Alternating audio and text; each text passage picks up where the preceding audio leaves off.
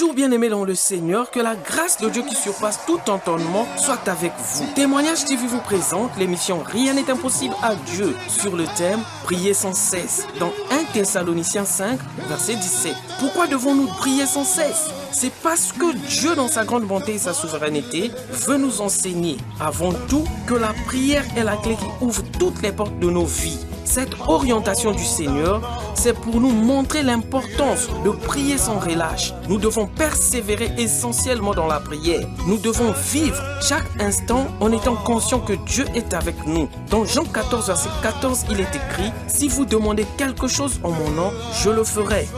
Quand nos pensées nous poussent à l'inquiétude, à la crainte et à la colère, nous devons très vite transformer chacune de ces pensées en prière.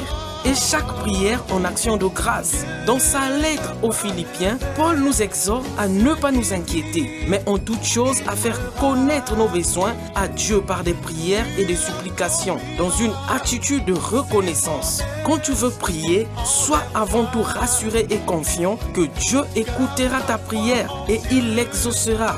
Dans Psaume 18, verset 7, il est écrit « Dans ma détresse, j'ai invoqué l'Éternel. J'ai crié à mon Dieu. Dans son palais, il a entendu ma voix. Et mon cri est parvenu devant lui à ses oreilles. » Dans Psaume 145, 18 à 19, il est écrit « L'Éternel est près de tout ce qu'il invoque, de tout ce qu'il invoque avec sincérité.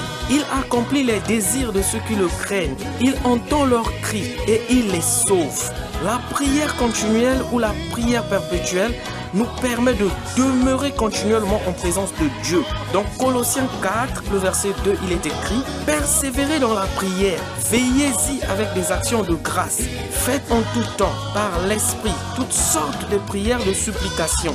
Veillez à cela avec une entière persévérance et priez pour tous les saints. » C'est pourquoi nous allons lire dans Actes 16, le verset 25 jusqu'à 26. Il est écrit « Vers le milieu de la nuit, Paul et Silas priaient et chantaient les louanges de Dieu, et les prisonniers les entendaient. Tout à coup, il fit un grand tremblement de terre, en sorte que les fondements de la prison furent ébranlés. Au même instant, toutes les portes s'ouvrirent, et les liens de tous les prisonniers furent rompus. Amen. La prière fervente du juste a une grande efficacité. La prière devait être notre première réaction devant toute situation inquiétante, toute pensée angoissante et toute chose que Dieu nous demande et que nous voulons faire. Le manque de prière nous rend dépendants de nous-mêmes au lieu de la grâce de Dieu. Prier sans cesse, c'est dépendre du Père et être en communication avec lui à chaque instant. Pour les chrétiens, la prière devait être comme la respiration. La prière doit être quelque chose que nous désirons. C'est notre respiration spirituelle. Nous devons prier sans relâche. Pourquoi devons-nous prier sans relâche? C'est parce que c'est par la prière que nous demandons et recevons des choses de la part de Dieu. Sans l'exercice de la foi, personne ne peut être agréable à Dieu. Or, la foi s'exerce dans la prière. C'est à celui qui croit que tout devient possible. Quand tu pries, ne doute pas. Aie la foi que tu seras entendu. C'est pourquoi nous allons lire dans Jacques 1, le verset 6. Il est écrit « Mais il demandait avec foi, sans douter, car celui qui doute est semblable au flot de la mer agité par le vent et poussé de l'autre côté et d'autres. » C'est par la prière que nous parlons directement à Dieu. C'est par la prière que nous avons la victoire dans nos entreprises et sur nos ennemis. Acte 12, verset 5, il est écrit « Pierre donc était gardé dans la prison, et l'Église ne cessait d'adresser pour lui des prières à Dieu. La fin de toute chose est proche. Soyons donc sages et sots pour vaquer à la prière. » 1 Pierre 4, verset 7. La prière nous prépare pour les batailles futures et nous prépare à la rencontre du Seigneur. La prière établit un contrat entre Dieu et nous, en lui donnant ainsi un accès légal à notre vie et notre destinée. Jacques 5, verset 17, il est écrit « Élie était un homme de la même nature que nous. Il pria avec insistance pour qu'il ne plût point.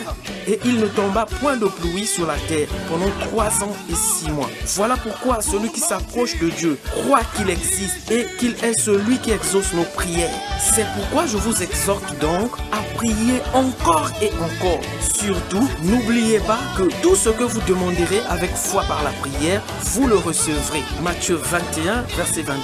La prière permet à Dieu de te montrer des choses cachées. Si tu demandes avec sincérité à Dieu, Si tu demandes à Dieu de te donner du poisson, si tu pries de tout ton cœur, avec sincérité, je suis sûr que Dieu te donnera du poisson en abondance. Souviens-toi de la pêche miraculeuse.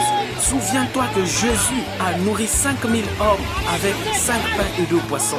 Jésus-Christ a ressuscité Lazare. Souviens-toi encore que Jésus-Christ a ressuscité la fille de Jairus. Il a guéri beaucoup de malades pour te montrer que tout est possible à celui qui croit en Dieu. Daniel priait 3 fois par jour. Il se mettait à genoux. Il priait et louait Dieu. Daniel fut sauvé par l'Éternel dans la fosse aux lions. Grâce à Dieu, David a vaincu Goliath. Avec la prière, nous aussi nous pouvons vivre des choses extraordinaires. La prière nous fait demeurer sous l'abri du Très-Haut. La prière nous fait reposer à l'ombre du Tout-Puissant. Grâce à Dieu, le peuple d'Israël a traversé la mer Rouge avec Moïse. Mon frère, ma soeur, je veux te dire, avec foi, prie Dieu en toute vérité et tu verras tes ennemis tomber eux-mêmes dans leurs propres pièges qu'ils ont préparés contre toi. Au nom puissant de Jésus, sois richement béni. Amen.